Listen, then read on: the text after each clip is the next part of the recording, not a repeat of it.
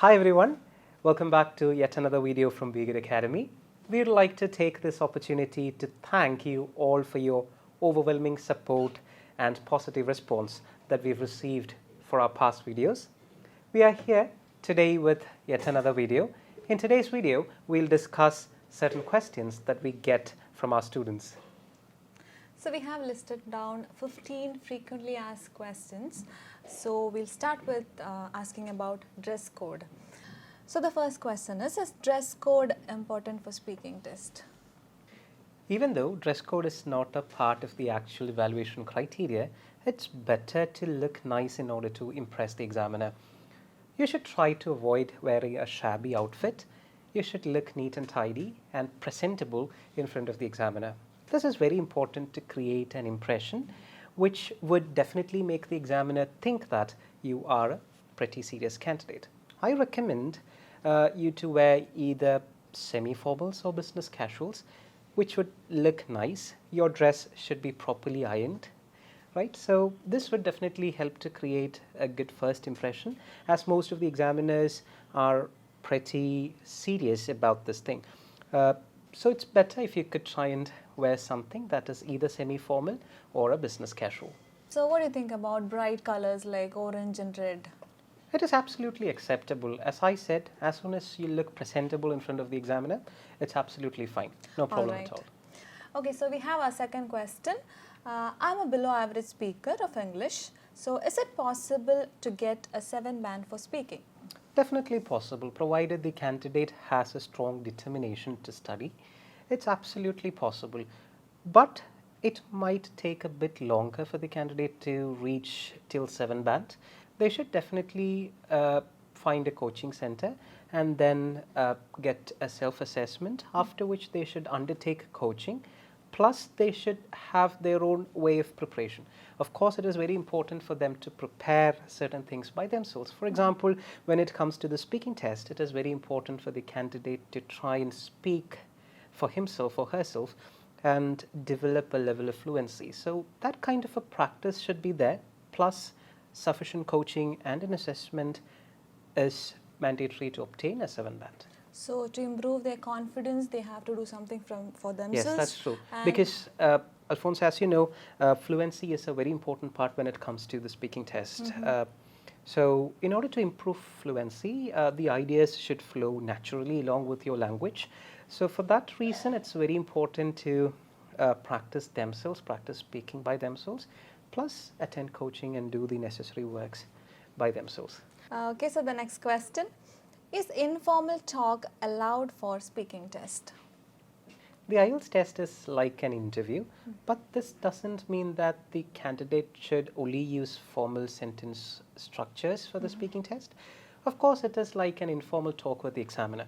Definitely, it is allowed to use informal words or sentence structures when it comes to the speaking test. For example, for the speaking test, you can definitely use the word kids.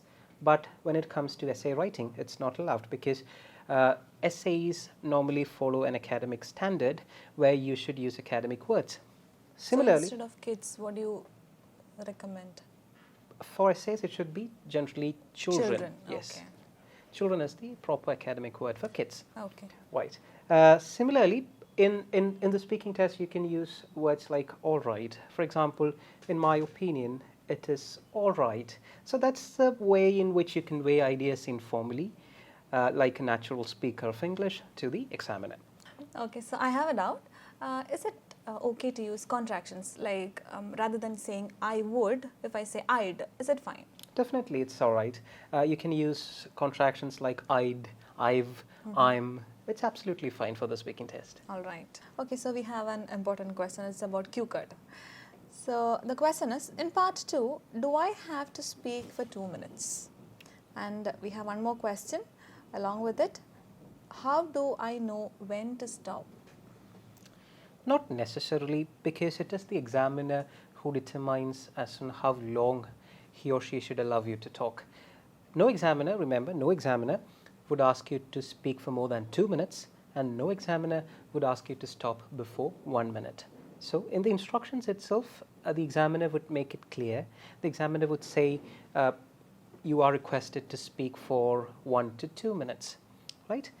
And again, it is the examiner who tells when to start and when to stop. The candidate won't be able to see the timer in front of the examiner. The examiner would ask the candidate to start speaking, and definitely the examiner would ask the candidate to stop speaking. It's very important for you to understand that you should never stop speaking before the examiner asks you to do so. In case if you come across such kind of a situation, the examiner may ask you to continue speaking, right? Again, please don't get nervous during that time. You should try to continue speaking and complete your cue card. Another important question that many students ask is, how does an examiner know when to stop a candidate? Right? There are two types of students. Some students tend to elaborate their introduction a lot. The examiner will then wait for about 1 minute or 1 minute 10 seconds, and even after waiting so long, if the candidate fails to touch the main content of the cue card, the examiner automatically would ask the candidate to stop speaking, right? Also, there are many other candidates who tend to start speaking the topic as soon as possible. In those cases, the examiner would listen to it a bit more and may ask them to stop between 1 minute 30 to 2 minutes, right? So it depends on the way in which the candidate answers to the question asked without any deviations in the introductory phase. So it is very important for you to understand that you should never deviate from the topic, from the cue card topic initially. You should straight away come to the point, come to the main content after the introduction part is over, right? And then if you have further time left, you can add in additional sentences towards the end of the cue card. Okay, so we have our next question. Does a test center have an impact on my score? That's a very important question that you asked. Many candidates tend to believe that the score depends on the test center that they book. There's nothing like that. It's actually a myth that some students created in the past. Actually, IDP, of course in India it's just IDP at the moment, they have a specific standard of evaluation. They check, or their examiners are highly trained and they check the answers based on these evaluation criteria. So center doesn't play any role at all. I repeat, it doesn't have an impact on your test score. Because I know candidates who have written their exam in Mumbai and all, people from Kerala, just because of this myth that they have heard. So that's why I really wanted to ask this question. So the next one, how many sentences should I talk? Right, so it depends on the part of the speaking test. In part 1, which is the warm-up session of the IELTS speaking test, where the candidates can expect more or less personal questions related to their personal life. In part 1, it is ideal if the candidate can speak for 2 to 3 sentences, right? Sometimes the examiner may interrupt the candidate and ask the next question. In those cases too, please don't worry about it, because it is the examiner does this just to complete the test on time. Right? So is it compulsory like 3 sentences, or if I'm done with answering it within 2 sentences, so is it fine? Yes, in part 1 you should talk in length. That's the main criteria. You should at least come up with 2 sentences. 2 to 3 is the ideal length in part 1. If you go up to 4 sentences too, it's absolutely fine, but as I said, certain examiners may interrupt you as you speak, which can affect the confidence level of the candidates. Again, an advice to you, I wish to repeat that you should never get nervous when the examiner interrupts you and asks the next question. It's perfectly fine. It's perfectly fine. Right, so in part 2, again, in the cue card section, it is more important for the candidate to focus on the main question, the key words in the main question, and make sure that he or she has completely answered all the sub-questions within the given time. Part 3, the two-way discussion part, mostly deals with questions in general questions. In this part, it's advisable if you can extend your answer a bit more. Say, for example, if you can talk for 4 to 5 sentences, that would be perfect. It is better if you can state examples in part 3, general examples in part 3, because when you state a reason for a specific opinion-based question asked, it is very important to give some clarity to your answer. So when you state an example, automatically it improves the clarity of the answer. So in part 3, again, as I said, 4 to 5 sentences is the ideal length. So you talked about giving examples, right? is it compulsory to give examples, or you're suggesting that it would be better if you give examples? It depends on the points that you put forth. Some points require much more explanation, much more clarity. For that, it is better to state an example. All right. We have our next question. Can I ask the examiner to change the cue card question? Absolutely not. It's not possible to change the question that the candidate gets for the speaking test. However, the candidate can definitely ask the examiner to rephrase or to explain the question if he or she is having some difficulty. This is absolutely fine. I know there are certain instances when a candidate might come across a question that is quite unfamiliar. In those cases, it's always a good idea to use your imagination, to be creative and try to come up with an answer. It's absolutely not possible to ask the examiner to change the question. So this is something that I've personally experienced. Why do some examiners repeatedly ask why? Yes, that is one of the major problems that many students face when they sit for the actual test. Some examiners always have a tendency to keep on asking why. Exactly. Right? There is a major reason for this. The examiner, in a way, tries to make the student speak more in lengthy sentences. So if the examiner is not satisfied with the answer, or the student is not speaking in lengths, for example, if the student has stopped the answer within a sentence without giving proper clarifications to the answer, it's quite obvious that the examiner keeps on asking why. This happens both in part 1 and part 3 of the speaking test. Another question is about evaluation. So who's exactly evaluating the speaking test? It is the examiner itself who takes the test that gives your band score, that determines the band score. Your speaking test, even though the duration for the speaking test is 11 to 14 minutes, the examiner would complete your evaluation before calling in the next candidate. Right? So the time duration between the time slots is 20 minutes. For example, if your test is at 10 o'clock, the next candidates would be at 10:20. So within this 20 minutes, the examiner should complete the test and do the assessment, and your band score will be determined before the next candidate enters the room. So we have the next question. Why is speaking test being recorded? On this note, I wish to make a clarification. For the IELTS speaking test, it is just the audio that is being recorded, whereas for UKV IELTS, it is a video recording for the speaking test. Right, so your question. There are two reasons as on why the speaking test is being recorded. First, which is the most important one, is for the purpose of re-evaluation. If the candidate is not satisfied with the score, he or she can definitely apply for an inquiry on results, after which a different examiner would listen to the conversation and then determine whether there is a change in score. Right? The second reason being the fact that the examiner itself sometimes may be a bit confused as on what score he or she should award the candidate. In those cases too, the examiner would play the recording after the candidate leaves the interview room and then determines the final band score. Okay, so they're listening it again. Yes, some examiners would definitely listen it again. All right. Okay, the next question. If I'm not satisfied with the score, can I give for reevaluation? Yes, that's definitely possible. IELTS always have the facility to reassess your test. Of course, there is a specific fee that is set by IDP and British Council that the candidate should pay, and then the candidate can give for reevaluation. If there is any change in the score, they would reimburse the fee that the candidate has paid for reevaluation. All right. So we have next question. Is it okay to state memorized answers? This is related to part 1 basically. No, it's not.